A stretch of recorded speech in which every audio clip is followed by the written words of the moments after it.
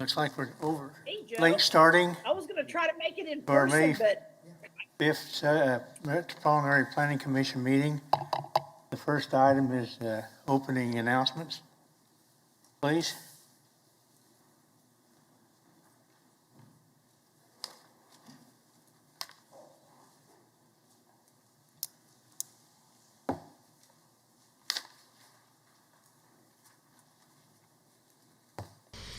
Before we begin the agenda, the Wichita-Sedgwick County Metropolitan Area Planning Commission and the Wichita-Sedgwick County Board of Zoning Appeals would like to take this opportunity to welcome everyone to this public hearing. For those in attendance, copies of the agenda for today's meeting, the public hearing procedure, and Planning Department staff reports on all agenda items are available in the lobby. The Planning Commission's and the BZA's bylaws limit the applicant on a zoning, subdivision, or variance application and his or her representatives to a total of 10 minutes of speaking time at the start of the hearing on that item, plus up to 2 minutes at the conclusion of that hearing. All other persons wishing to speak on agenda items are limited to 3 minutes per person. However, if they feel that it is needed and justified, the chairman may extend these times by up to 2 minutes. All speakers are requested to state his or her name and address for the record when beginning to speak. When you are finished speaking, please share your name, address, and the case number on the sheet provided in the room. This will enable staff to notify you if there are any additional proceedings concerning that item. All speakers at the podium, please remove your face mask before speaking into the microphone. Please note that all written and visual materials you present to the Commission and the Board will be retained by the Secretary as part of the official record.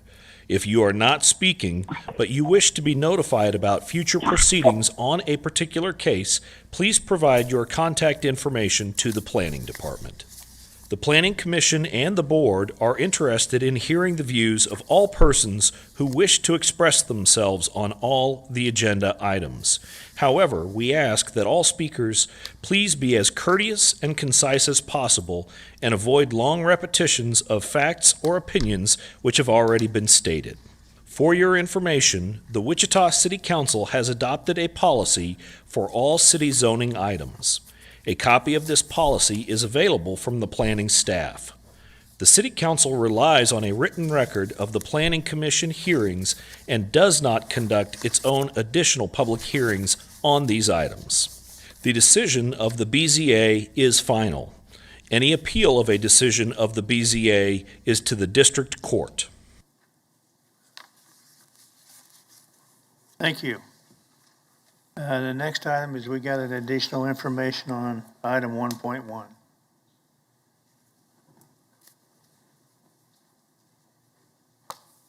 Yes, sir. Sir, this is just a moment to recognize Mr. Florence for his service on the Metropolitan Area Planning Commission. Mr. Florence has joined us virtually, and so I just wanted to say a few quick remarks. And first of all, Mr. Florence, I wanted to say thank you and recognize you for your service and this volunteer service as a member of the Planning Commission. We know that is a substantial time commitment, and it's not always an easy job. We know that there are difficult cases and that these cases have I totaled up, our records show that Mr. Florence served for 4 years on the Planning Commission. And so I did some quick calculations on that. And in 4 years, that would mean 96 Planning Commission meetings, 96 subdivision committee meetings, and approximately 1,500 cases that Mr. Florence would have heard. So again, we thank you very much for your service, for volunteering your time and talents to make our community even better. And in recognition, Mr. Florence, we've got a certificate here for you, and it's been signed by the mayor of Wichita and the chairman from the county commission. So we will make sure to get that to you. And so oh, well, certainly you can clap, absolutely.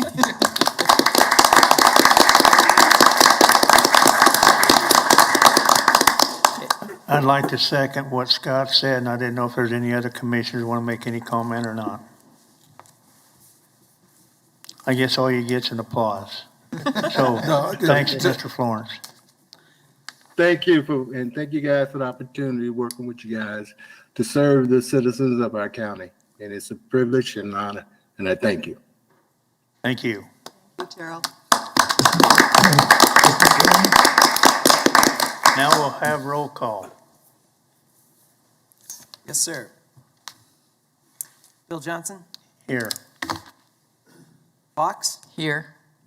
McKay? Here. Green? Here. Dool? Here. Blick? Here. Nix? Here. Foster? Here. Warren? Here. Joe Johnson? Here. Miles? Here. Hartman? Cunningham? Here. Williams Bay? Here. Mr. Chairman, I show 14 members, all members present. Thank you. Okay, the next item on the agenda is approve the prior MAPC meeting minutes, and we show that the only one that was not present was Mr. McKay. Move for approval. Second. Who made the motion, I'm sorry? Joe Johnson. Joe Johnson. Joe. Motion by Joe Johnson, second by Ms. Foster. All in favor, any discussion? All in favor, say aye. Aye. Aye. Anybody opposed? 13-0-1. Okay, we're gonna go through the subdivision agenda, see what items we can take on consent. The first one is subdivision 2021-00009. Is anybody on the commission want to hear this case? Anyone in the commission chambers want to hear this case? Anybody virtual want to hear this case? We'll take that on consent. The next case is subdivision 2022-00004. Bridgewater Bay Addition. Anybody on the commission want to hear this case? Anybody in the commission chambers want to hear this case?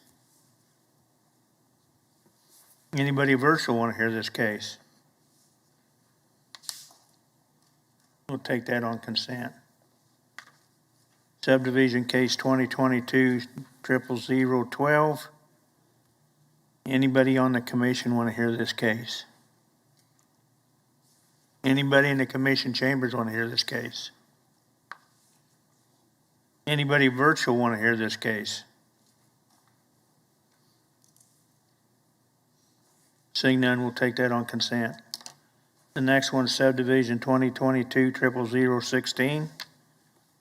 One-step final plat, Rush Valley Addition. Anybody on the commission want to hear this case? I just have a question for staff. Anybody in the commission chambers want to hear this case? Anybody virtual want to hear this case? Do you want to go ahead and ask your question? Sure. And I've already talked with Neil about this, and I think he's prepared to show us a copy of the actual plat that is included in this case. I don't have any problems with the case whatsoever, other than the fact that the plat that is attached to our agenda item is incorrect.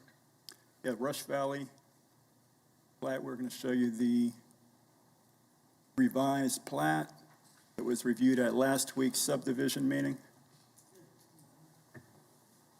Next one. That's it.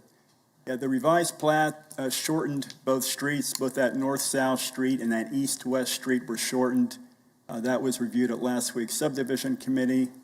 That is the correct plat, not what was included in your packet, which was the original plat. Thank you. That's all. Any other questions? We'll take that on consent then, but it'll have to be separate from the others because there was somebody abstained from that subdivision. The next one, subdivision 2022-00017, Sunridge 4th Edition. Anybody on the commission want to hear this case? Anybody in the commission chambers want to hear this case? Anybody virtual want to hear this case? We can take that on consent. Mr. Chairman, I move that we approve items 2.1, 2.2, 2.3, and 2.5. We got a motion by Mr. Green to approve 2.1 through 2.2, 3, and 5, not 4.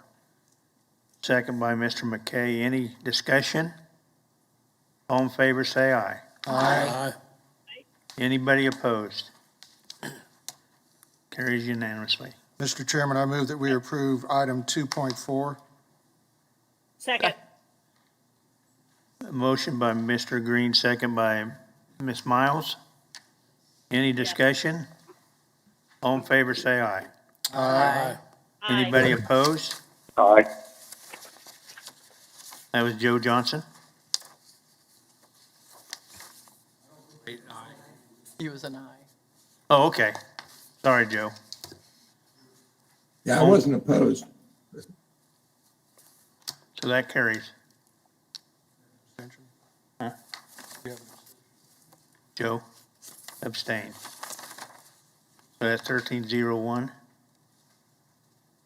Public hearing vacation case 2022-00006. Anybody on the commission want to hear this case? Anybody in the commission chambers want to hear this case? Anybody virtual want to hear this case?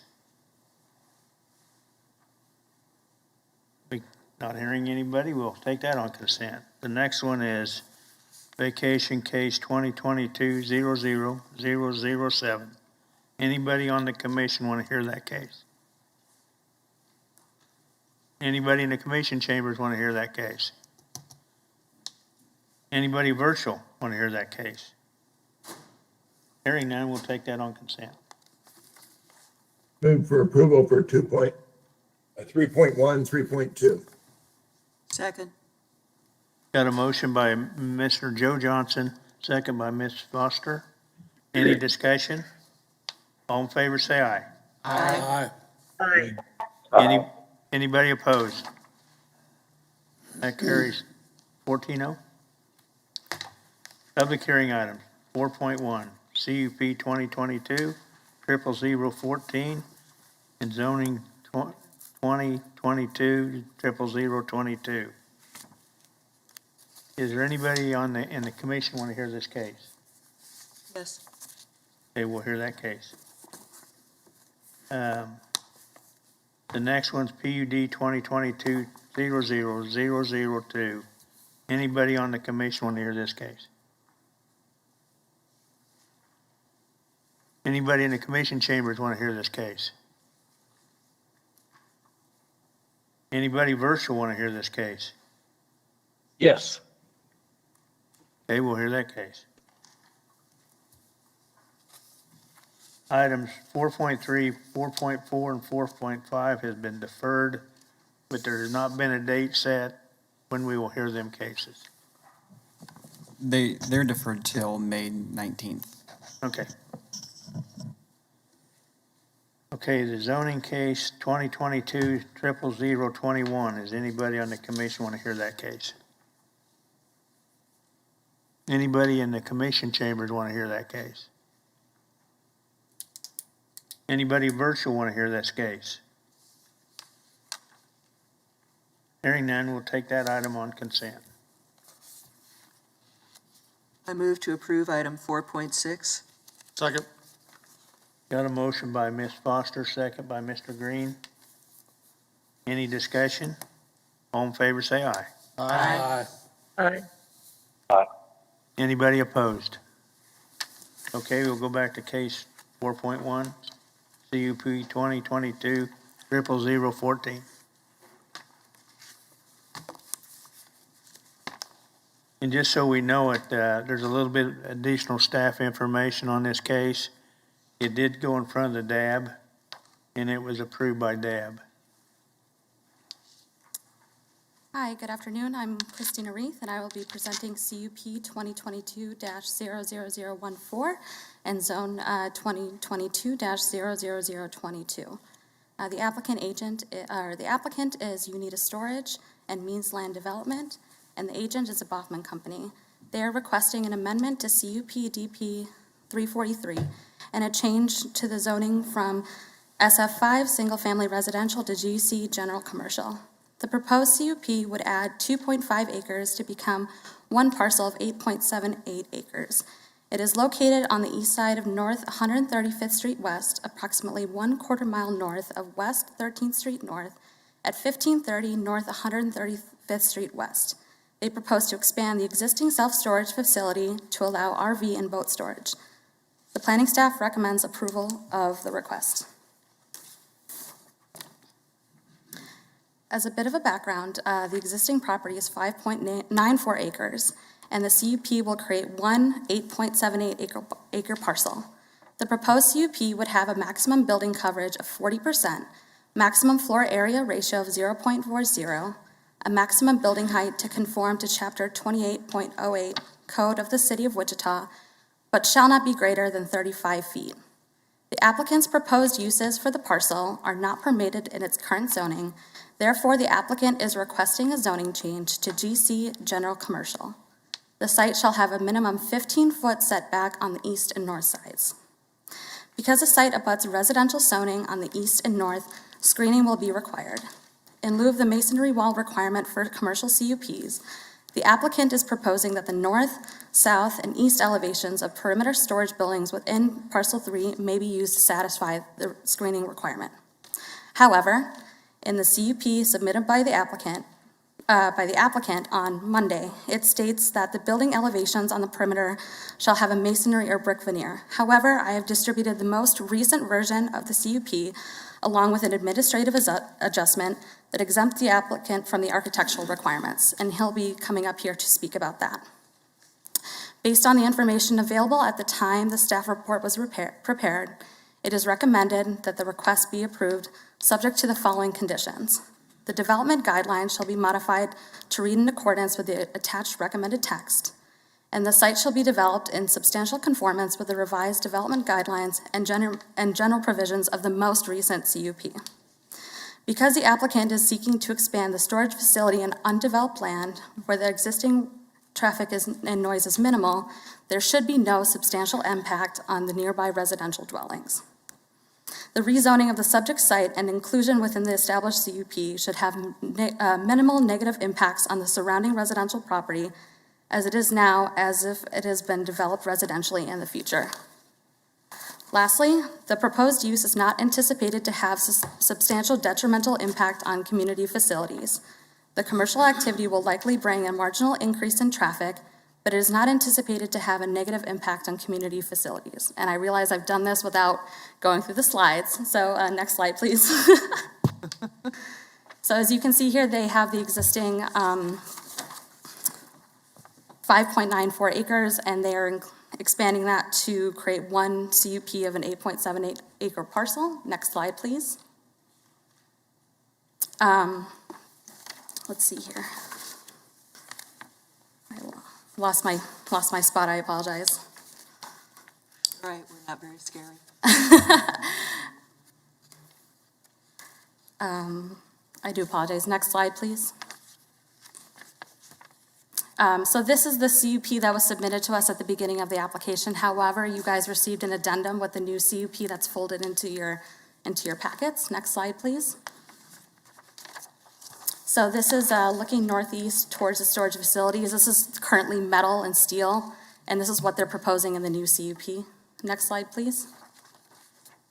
And there's it close up. Next slide, please. And here we have some of the brick veneer that was included in the initial CUP. Next slide, please. And more of the brick veneer and the steel on the exterior. Next slide, please. And just more images of the current storage facility. Next slide, please. And here's looking northeast into the undeveloped land that was mentioned in the report. Next slide, please. And here's some of the single-family residential that's adjacent to the current property. Next slide, please.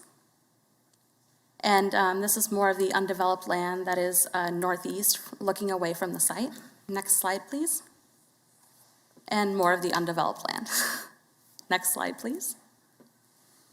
And here's a close-up of the SF5 single-family residential that's adjacent to the storage facility. Next slide. And a little remnant of the single-family residential. I believe that's the last. Is there another picture? Oh, that's, yes. There's a single-family residential looking away from the storage facility.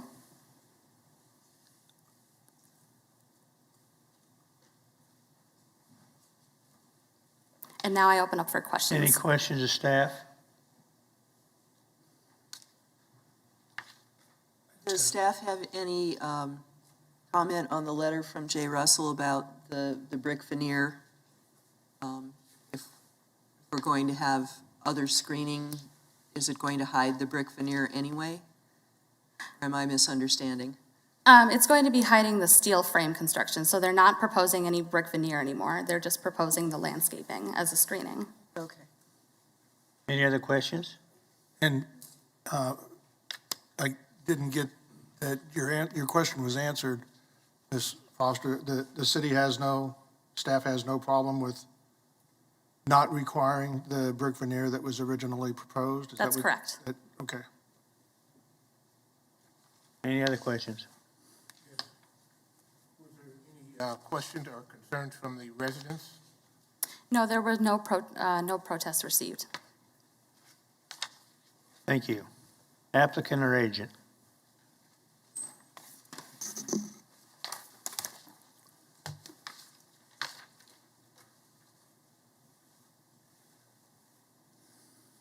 Good afternoon, Phil Meyer with Boffman Company, agent for the applicant.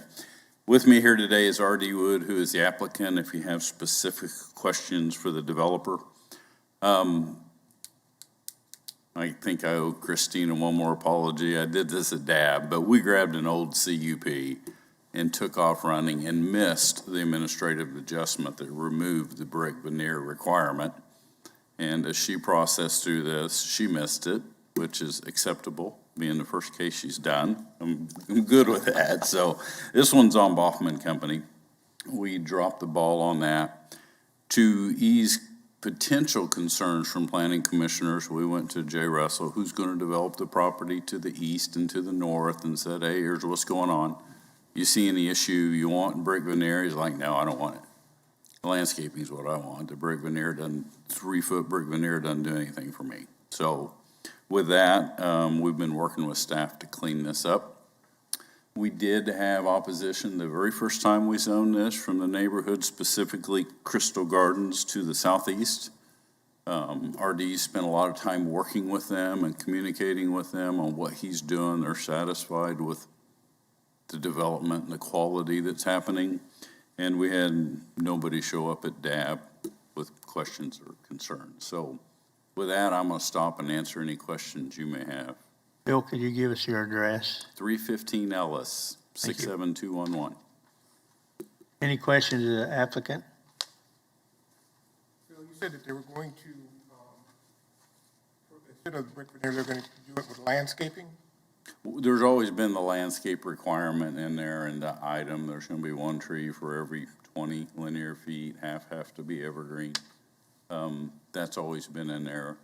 We removed I don't remember the date, 2017 or something, we took the brick veneer requirement out of just the east and north side. We did do it on the south side abutting Crystal Gardens, which is what we promised on the original zone change case. Okay. Any other questions? Thank you, Mr. Meyer. Anybody else in the commission chambers want to speak on this item? Is there anybody virtual want to speak on this item? Seeing none, I'll bring it back to commission. What's the pleasure of the board? Move approved, subject to staff. Second. Got a motion by Mr. McKay to approve, second by Ms. Miles. Question. The motion does Yes. change because it wasn't in the literature, difference in the rooms in there. Sorry, could you say that a little louder, please?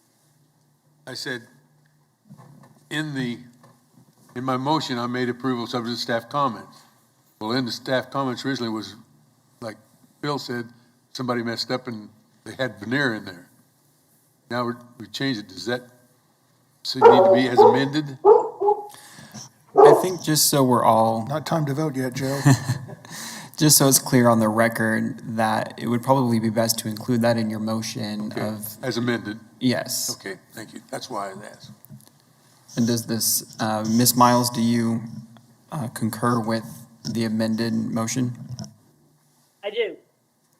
Any other discussion? All in favor, say aye. Aye. Anybody opposed? Aye. 14-0. Next item is the PUD 2022-00002. I believe we had somebody virtual want to speak on this item, so.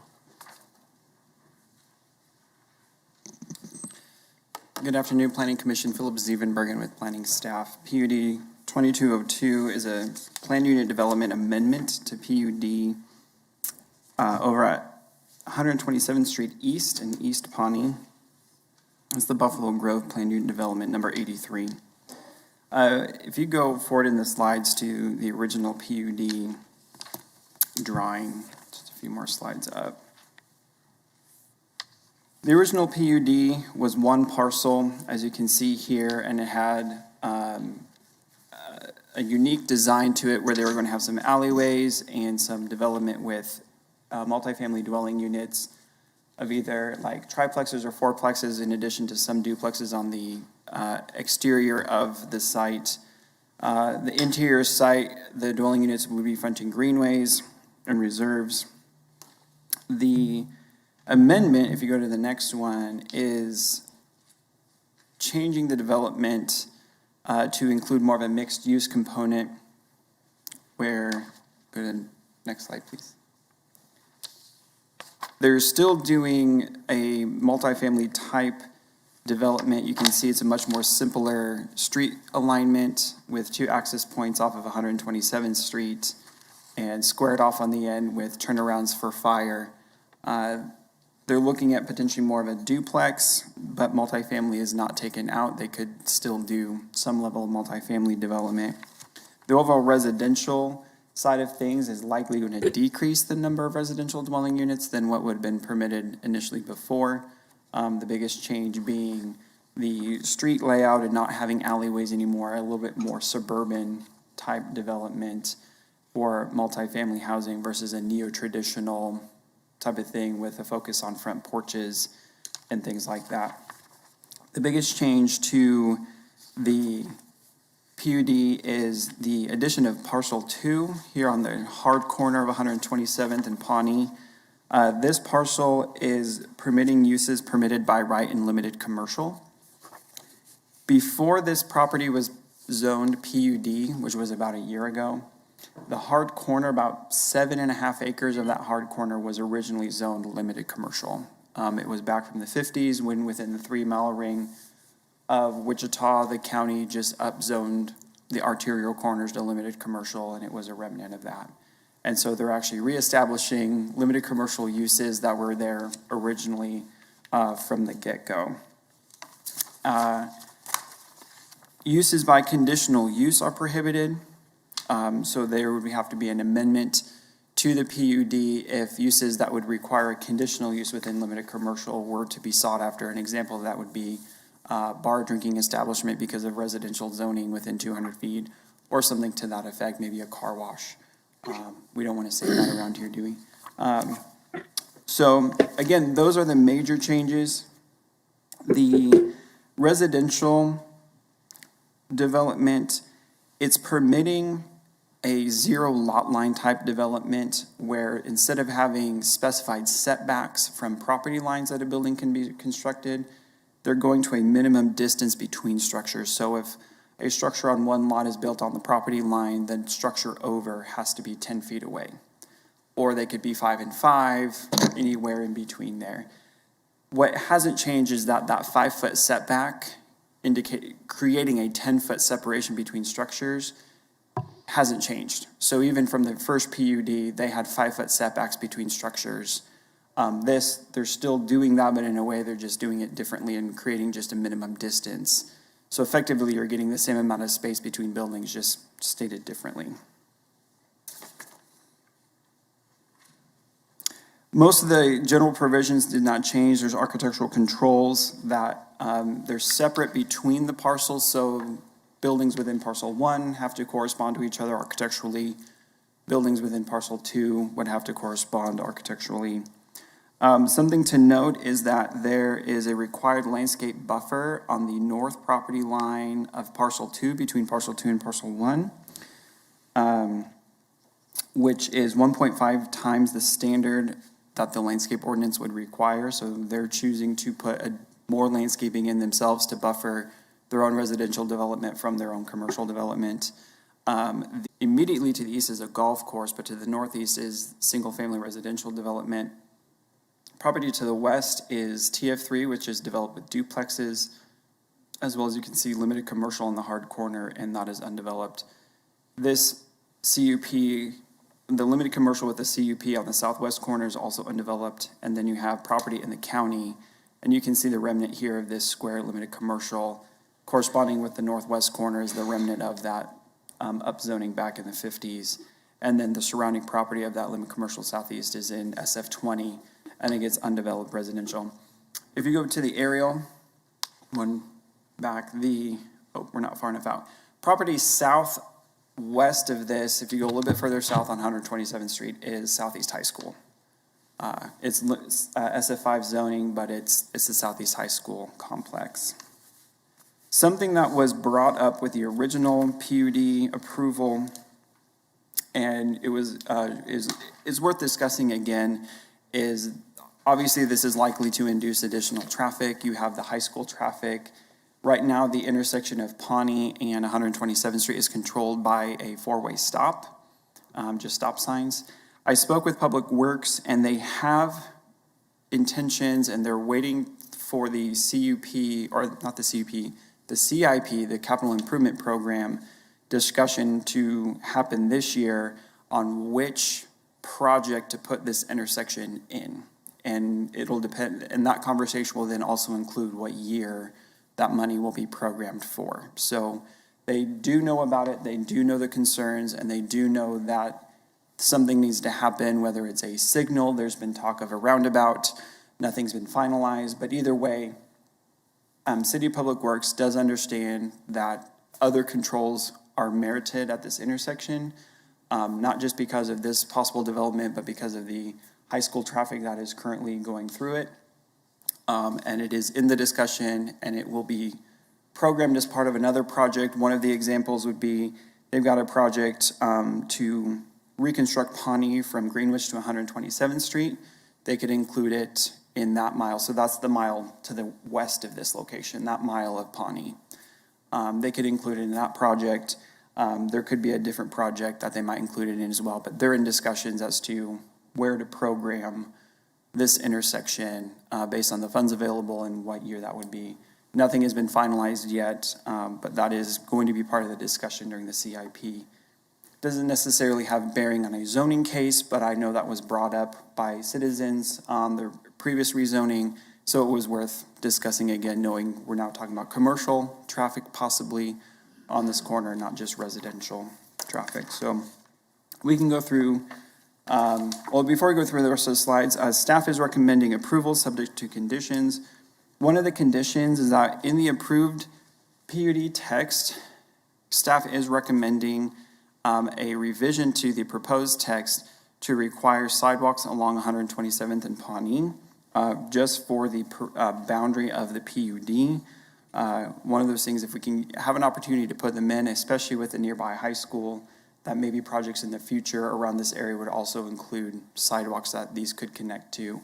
Right now, they're kind of would be sidewalks to nowhere, but if we have the opportunity to put them in versus waiting to put them in the future, we would like to request that as part of the recommendation. You can go through the other slides real quick. The land use is appropriate for residential and employment mix, which is exactly what this PUD is calling for. Next slide. And the old PUD, and then the next one will be the new PUD. can skip ahead. This is the site as it is. This is looking northeast at the site. There's not a lot to see in these pictures. You can see it's undeveloped. You can see the rooftops of the houses to the northeast of the site. Next picture. Again, this is the site that's undeveloped. Next picture. More undeveloped site. Next picture. This is, again, like a little bit closer so you can see the houses to the north and northeast. Next picture. This is looking southwest along 127th Street. This is a fence from a backyard of a duplex. This is the undeveloped LC property, and in the background you can see Southeast High School. Next picture. This is looking directly west of the duplexes. Next picture. Looking northwest along 127th Street, the duplexes. Next picture. And that is it. I can stand for any questions. Any questions of staff? One which probably isn't really relevant, but I'm just curious, is this close to the path of where the tornado went through last week? During the county commission meeting yesterday, they had an update of where the tornado was in Sedgwick County. They spoke that it began at MacArthur and 127th Street, so about a couple miles south of this, and then went to the northeast, so it likely bypassed this area. I thought so, but I'm a little fuzzy. That's Mr. Dole? neighborhood. On the proposed sidewalks, are those being put in by the developer? Does the city put the sidewalks in? We're requesting that the developer put them in as part of their project. They would coordinate with Public Works to make sure they're to the correct standards for what would be in the plan, but that's what we're asking for as one of the requirements of this development, that they be required to put in the sidewalks. Okay. Any other questions of staff? To avoid having your sidewalk to nowhere, is there some way that we can require the sidewalk to be put in at a time, at a later date, when sidewalk is necessary? I just don't know if a sidewalk to nowhere, and I guess secondarily, do any of the other corners, are they requiring sidewalks at this time? Not at this time. Or have they been required to? One thing we could look at, and I apologize, I don't have the information on hand, is whether or not the CUP on the southwest corner is the only one that has had a zoning action to create the CUP that would have potentially required it.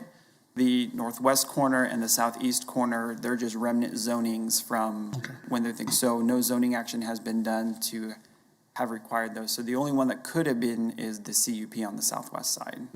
And I don't know. So yes, you could change this language to say at such time as, sidewalks are needed or, appropriate that the sidewalks be installed. So they wouldn't have to put them in during the development, but then be required to put them in later. Any other I just don't questions? know. I just don't know at what point do you put that threshold. I saw the attorney kind of wincing when I made that comment. Chairman? Jeff Van Zant, Assistant City Attorney. You could make it contingent, but if we said, oh, well, you need the sidewalk in there, and they go, okay, we'll get around to it in 8 years, I don't have a clear idea how we would enforce something like that after the fact. We can't, if they put the subdivision in, we can't tell them to take it out. So it's just kind of a very problematic way to enforce something by contingency dedications. Any other questions of staff? Chairman? Mr. McKay? Very familiar with this area. There's no places out here that have a sidewalk requirement except for this one piece. And the Southeast High School corner, because it's public. I subdivided the quarter section to the north of this. There's not a sidewalk along 127th Street or Harry Street. It wasn't required. Kind of going back like Mr. Green, building a sidewalk to nowhere. I believe in sidewalks, and somebody's got to be the first in a neighborhood to put one in before you can start attaching other segments to it. I think it makes perfect sense, given the high school and the amount of pedestrians that might be walking around this neighborhood, to start here. Any other questions of staff? I got a comment. If we don't put them in now, what's the guarantee that we'll get them later? The other thing is we haven't completed the hearing. I'd like to complete the hearing where we can start this discussion. Is there any other questions of staff? Go ahead and answer his, but now we can guarantee it later. Won't be hard. Yeah, as to the guarantee, I think this would be inserted as part of the zoning, so then it would be up to us to enforce that at a later date. And as far as the timing, yes, I think we would work with them for something that's more reasonable, because we don't want them going in and they get torn out while they're doing construction. But I think part of the question that you all are kind of discussing is at what point in time is reasonable? And is it before they get the occupancy permits after the construction is done, but before they're able to take occupancy? Or is it at a date after that? And if so, what's that time frame? So the language that we've got in there is just to require them, but again, I think we'll hear from the agent on this one and get their opinion on it as well. Thank you. Any other questions of staff? One other comment. A lot of times when arterial streets are constructed, sidewalk is included at that time. And I see that Pawnee and 127th Street very easily could be built to major arterial standards, whether they put in a roundabout, 4-lane, I mean, it's going to be 4-lane intersection, north, south, east, and west. And a lot of times they will put in sidewalk at that time during construction. All right, thank you. Applicant or agent? Good afternoon. This is Brian Lindeback, MKEC Engineering, 411 North Webb Road, on behalf of the owner and applicant. We are in agreement with staff comments, with the exception to the sidewalk. We are completely opposed to the requirement of adding a sidewalk to this PUD requirement. There is not one sidewalk within a mile of this property in any direction. On top of that, traditionally, as Mr. Green mentioned, sidewalks are included with the capital improvement projects. This property is contributing to that capital improvement project by the dedication of right-of-way to allow for that sidewalk to be placed. In addition, it's going to be paying taxes that will contribute to those improvements. I just want to make it very expressed and clear that no other subdivision in this area, not even the high school, was required to put in a sidewalk, nor did the CUP across the street be required to put in a sidewalk. And I think it's a stretch to ask this developer to burden about 1,800 foot of sidewalk that should be installed, and it's been traditionally installed by the city with the public improvement projects for arterial streets. And with that, I'll stand for any questions. Any questions, agent? I guess not. No. Oh, hang on, we do have one. Brian, question for you. What is the cost of 1,800 feet of sidewalk? Just curious. I can probably come up with that number, but I don't have it off the top of my head, but it is a lot of money. It's a burdensome amount of money. And I think it's important to note that we're providing the dedicated right-of-way for this project. It's a 60-foot right-of-way, and then it's expanded at the intersection to 75-foot of right-of-way. I mean, that's not an insignificant amount of property being dedicated to this type of development. And quite frankly, I can't imagine this road ever being improved to that large of an intersection in the near future. It's probably 50 years out to it where you would actually need to use the entirety of that right-of-way that's being dedicated. So I could probably come up with a number here real quick. I could talk to someone over the fence here and get that number for you. I was just curious how expensive it would be. So It's very high dollar. All right. Yes.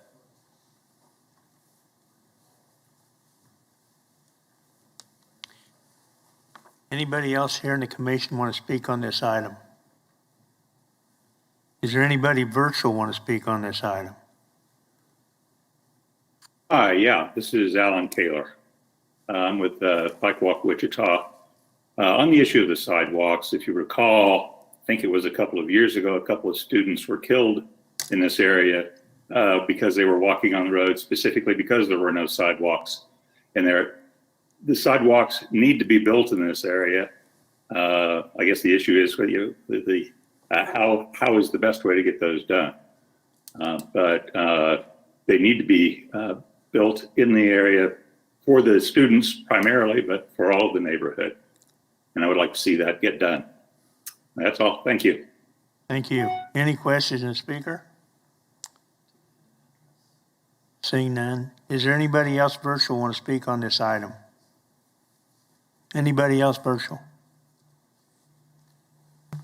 Mr. Lindeback, did you have any rebuttal? Just that I understand that there's a need for sidewalks, but that need is carried by the burden of the city of Wichita, given that this is their arterial streets that they've maintained and build. So, and it's my understanding that there's been some significant design talks about improvements to this intersection in the not so distant past, and it sounds like in the near future there'll be some improvements, and so those things need to be paid for by the public at large. Thank you. Bring it back to commission. What's the pleasure of the board? Mr. Chairman, I'd like to move that we approve this change or addition to the PUD with the exception of the requirement for sidewalk. Second. Who was at the second? Blick. Joshua Blick. Mr. Blick? Got a motion by Mr. Green, second by Mr. Blick to approve the revisions of PUD with the exception of the sidewalks. Okay, any discussion? Mr. Warren? Yeah, I do think we need to figure out something on the sidewalks. I know that in my mind, the nearest sidewalks are Pawnee and Webb. Got wide sidewalks going all the way up north and south on Webb Road and east and west on Pawnee. Why we haven't required and put in sidewalks on those subdivisions between Webb and 127th, I'm not sure, because it is dangerous. I agree with the speaker that we had that it's an area that needs to be taken care of. Why we're at a point where we're kind of picking one, said, okay, this time we're going to have the developer do it, this time we're going to have the city do it. We need to have a policy or a guideline that says that, what is consistent so that everybody's treated fairly. I'm not sure exactly what the fair thing is, but I'm a little bit reluctant to approve at this stage without addressing the need for sidewalks. Who's going to do it? Because the option of doing nothing is not a good option at all. Any other discussion? Okay, we got a motion. I think we'll do a roll call on this, please. Yes, sir. And it's to approve the revisions with the exception of the sidewalks, correct? Bill Johnson? No. Fox? No. McKay? Yes. Green? Yes. Jewell? Yes. Blick? Yes. Nix? Yes. Foster? No. Warren? No. Joe Johnson?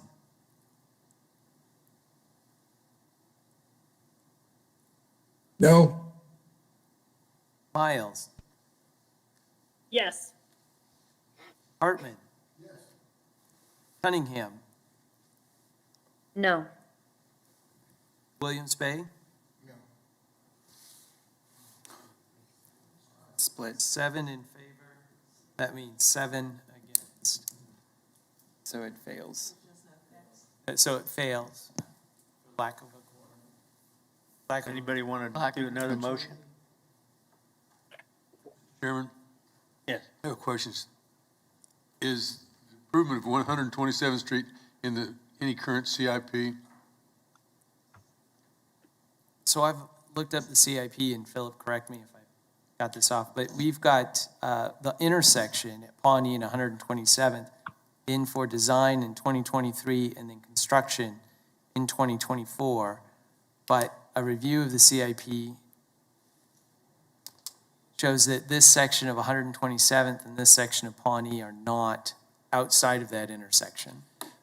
Are not. Yeah, my understanding is the project under discussion in the CIP is to reconstruct Pawnee from Greenwich to 127th Street. So Pawnee, that's not the, 127th. or I'm sorry, Pawnee from Greenwich to 127th Street. And that would likely include sidewalks on that mile. That gets us to this intersection, then they might do the intersection, which is usually about 250, 275 feet in every direction. But as Director Wadle just pointed out, any other improvements to 127th Street or Pawnee to the east of this have not been identified of when those roads. So with the discussion of sidewalks coming with road improvements have not been identified east or north of this location. They haven't been identified east or north, but they've been identified for that intersection and to the west. So Yes. at the time of the capital improvement projects, sidewalks would be included in that design and in those projects. For the extent of the intersection, I don't know how Correct. far these sidewalks would go past the intersections if they would. Probably 275 feet, like you were saying. So that would incorporate the majority of this area discussing.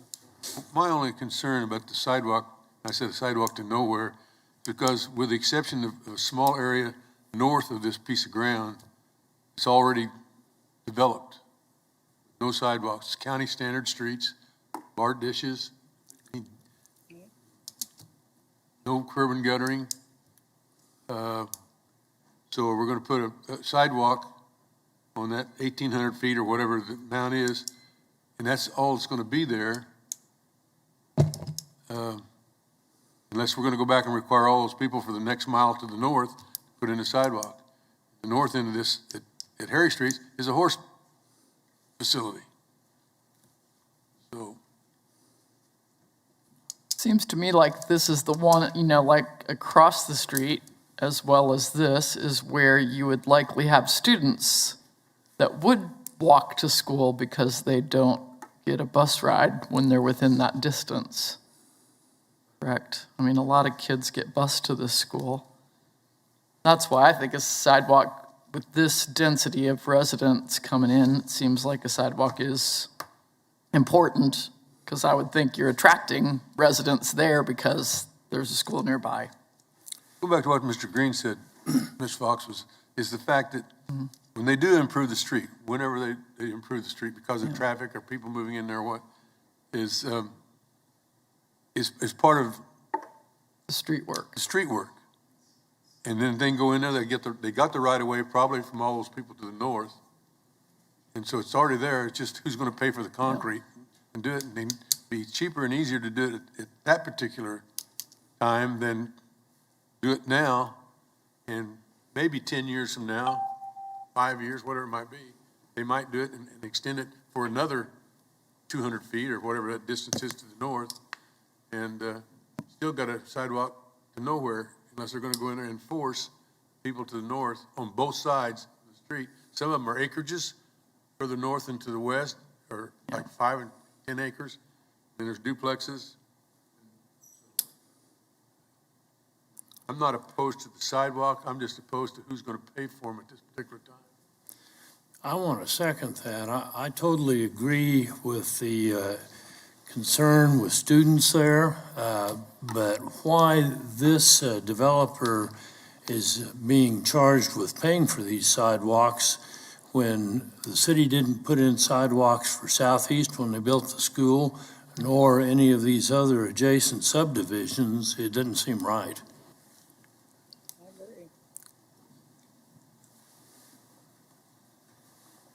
Well, the way it is right now, it's not been approved, so do we leave it like that, or what do we do?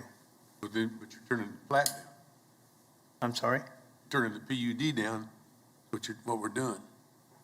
Which I don't like that part. Well, if I move, which I will, all right, I move to approve as written with staff comments, including the requirement for the sidewalk. Let's at least vote on it and see what happens, if I get a second. Do I have a second? Second. Got a motion by Ms. Fox, second by Mr. Warren. Any discussion? Just a point of order on this.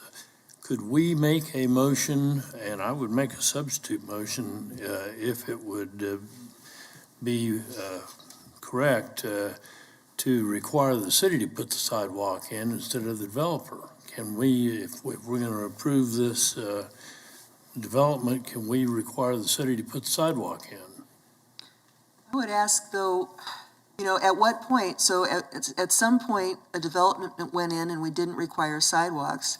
Is that now a perpetual excuse forever to never require a developer to put in a sidewalk again? I understand it's not fair, but at some point,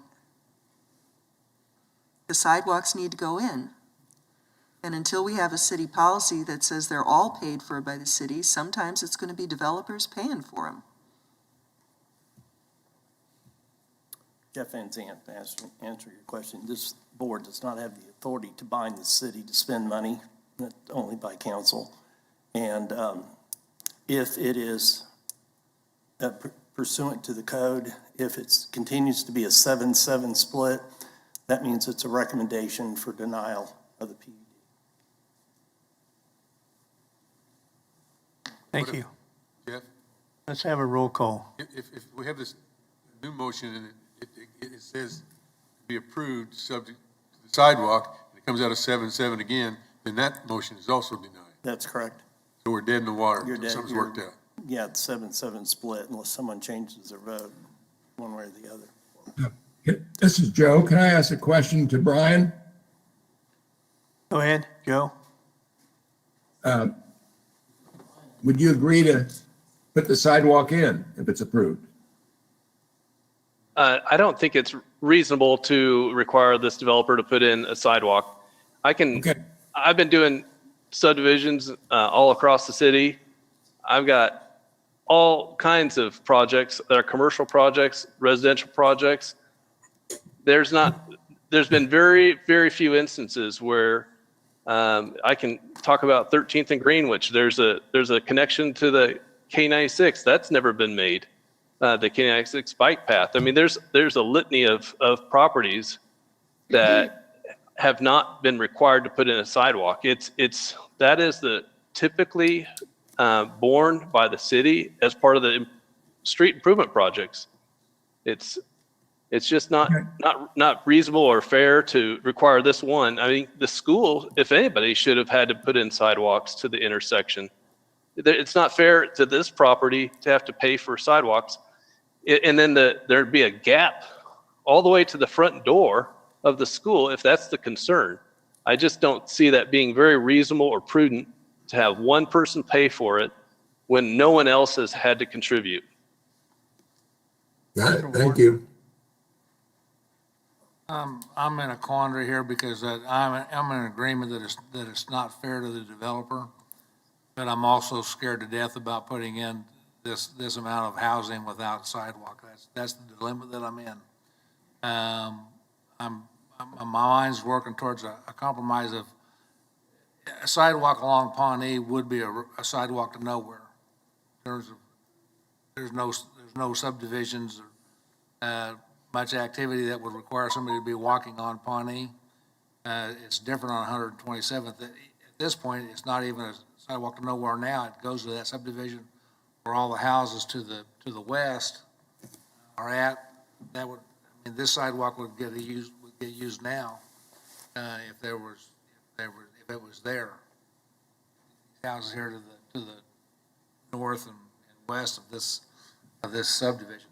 It's not fair that this developer had to have to pay it though when that one didn't have to pay for anything on his. So I'm not sure where I'm going to come down on a vote right now because I see both sides. That a substitute motion? The sidewalk that we're talking about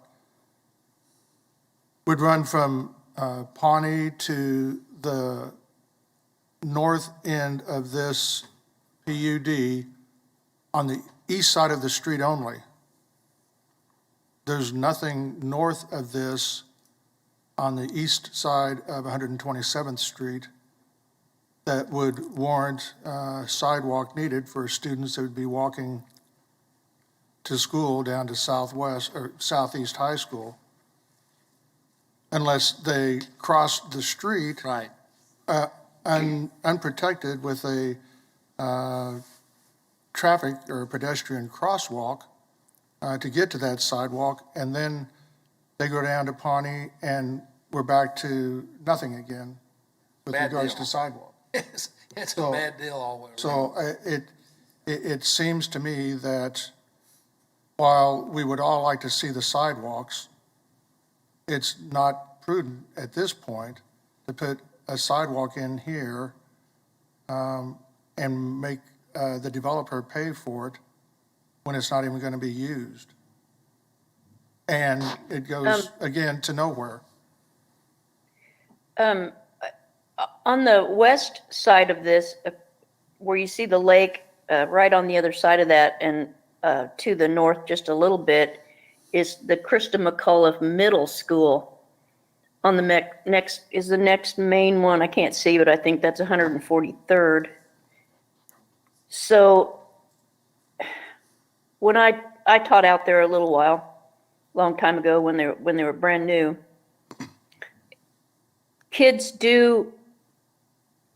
high school kids do walk and pick up their siblings, so I'm wondering how they're getting back and forth now.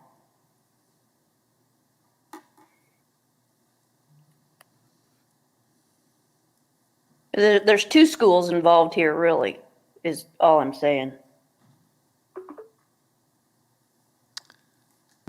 Can I just add one more thing that the developer is putting in sidewalks internal to the development, just like all the rest of the developments in this town and this city. That's what they're doing. So I think that's they're doing their part as far as putting sidewalks in. Scott? Yes, sir. If it's helpful for the discussion, another option that has not been discussed so far is, although the Planning Commission cannot bind the city to any action in terms of the capital improvement program, one option would be that you could provide a recommendation to the city council as part of your action on this case to recommend that the city fund sidewalk in the area. So therefore, you're at least acknowledging the need and making a recommendation that occur.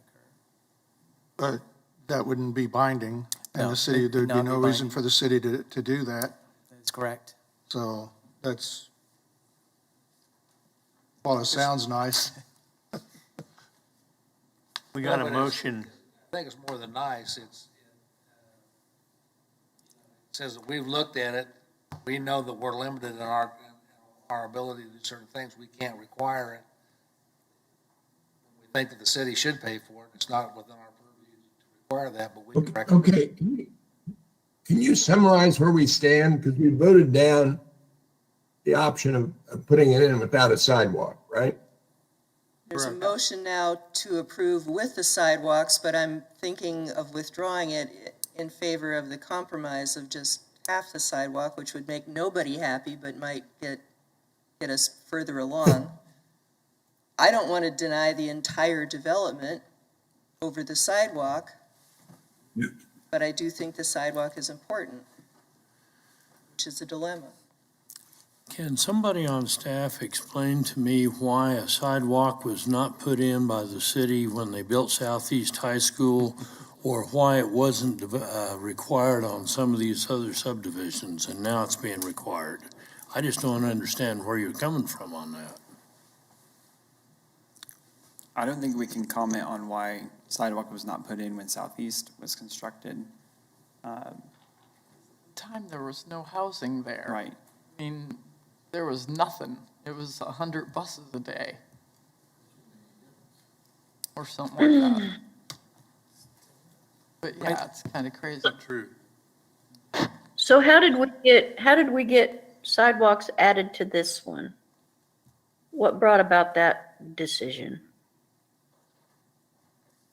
And I'll speak to that, because that was a discussion that we had internally about the number of residences and the state of the infrastructure that's in place. And it's an acknowledgement that we're bringing urban scale development to the area with county scale infrastructure, especially with the close proximity to other uses. And I certainly appreciate the feedback and the discussion that's taken place on the MAPC so far as to that recommendation. This is all rental, is that correct? Or it's the idea is it will be, the whole development will be rental units? That is my understanding. Because if it were owned units, you want to change your strategy and go to single-family residential so that you could tack this on as specials? Isn't that how we pay for streets usually? And sidewalks? Can I ask procedurally, if someone has a better motion than to simply approve with requirement for sidewalks on both sides of this, I would be willing to withdraw my motion if the second is willing to withdraw for a better motion that is some sort of compromise. Is that the proper procedure where we are right now in this very long discussion? I'll withdraw my second and make a new motion. I don't know what that is. All right, I had moved to approve per staff comments, including the requirements for sidewalks along both arterials. But I'm not really happy with that motion, so I withdraw it. And the second is withdrawn, so we are now back to having disapproved the motion to approve the development but not require any sidewalks. Does someone want to make a motion that's some sort of a compromise? Chairman? Mr. Warren. Chairman, I move to approve planned unit development with the removal of sidewalks and the recommendation that city council look at adding sidewalks at their earliest opportunity. Second. Got a motion to approve except for the sidewalks and recommend the city put the sidewalks in. Second by Mr. Dewell. Any discussion? Is that materially different? The attorney? Any more discussion? All in favor, say aye. We've got a question down there. No. Mr. Johnson. How is that paid for? City at I large. know the city pays for it, but is there a way that Same way they the pay developer for ends the up paying for it streets. in the end? They do the same way they pay for the streets when they do the street improvement. When they widen that street, that'll become part of the street City at improvement. large. I think Same it's way part they of the pay for the CIP streets, it budget, comes isn't out it? of the, It would pay for something like that. Capital improvement program. Right, as an example, I'm not saying that this is the way it could be done, but maybe this could encourage the city to look at whenever the intersection is redone of potentially having sidewalks going further than they normally would have in the project. As again, just as an illustrative example of potentially how this recommendation to city council could be accomplished. The reality is that the city's gonna have to take a look at this, whether we recommend it or not. They've got a safety concern. The decision we're making is equity amongst how we've done things in the past. We haven't required developers to put in these kind of sidewalks in the past, and so it's unfair to do it in this case. So that puts the burden on the city. Now we've got a need for a sidewalk. Unless they're gonna change city policy and always require the developer to do it, which is a possibility, maybe a policy change that says going forward, the developers will always have to do it, but that hasn't been the case in the past. Okay, we got a motion, so let's take a roll call vote on it. Yes, sir. Bill Johnson? Yes. Fox? Yes, and I will also write my city council person specifically to remind them of the importance of looking at it for whatever that's worth. Okay? Yes. Green, Yes. Jewel, Yes. Blick. Josh Blick? Josh Blick. Sorry, he's showing on the system as being present, but I'll move on. Nix? Yes. Foster? Yes. Warren? Yes. Joe Johnson? Yes. Miles? Yes. Hartman? Cunningham? Yes. Williams Bay? Sorry, I show the vote is 13 in favor. Very good. That concludes our Thank you. agenda. The non-public hearing items, we don't have any, but we do have one that's other matters. Sir.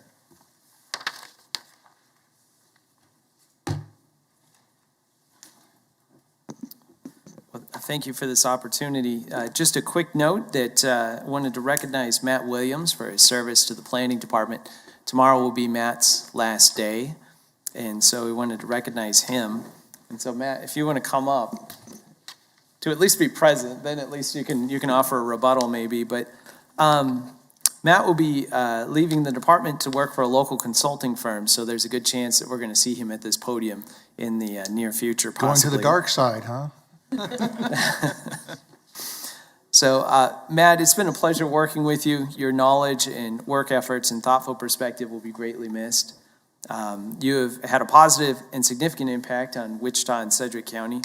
The projects you have worked on will contribute to the lives of Wichita residents and stakeholders for many years. And in terms of your accomplishments, there are many, and I've just wanted to highlight a few. The first is that you've served as the project manager for the award-winning South Central Neighborhood Plan update. You played a significant role, I believe, the project manager for the Delano Neighborhood Plan update. You've processed many zoning applications and administrative adjustments, and those have been very much appreciated in the last couple of years, certainly, with the surge in cases that we've seen. And you have served as the staff liaison for a variety of boards, including the Historic Preservation Board and the Delano Advisory Committee, so we certainly appreciate that.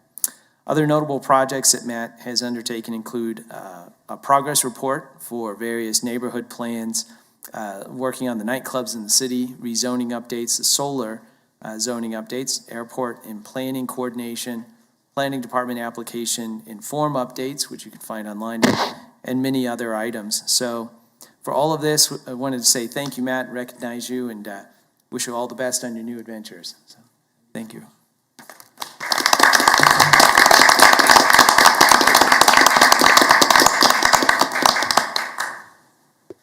Yep. I just don't know how the staff's gonna treat you once you bring a case in here. Or how we're going to treat you. Yeah, we'll see. Well, yeah, thank you, Scott, and I've really enjoyed working with everybody in the department and everybody on the planning commission, and those of you that have helped out on some of the neighborhood plans. So I really appreciate it. Thank you very much. Good luck on your. We're adjourned.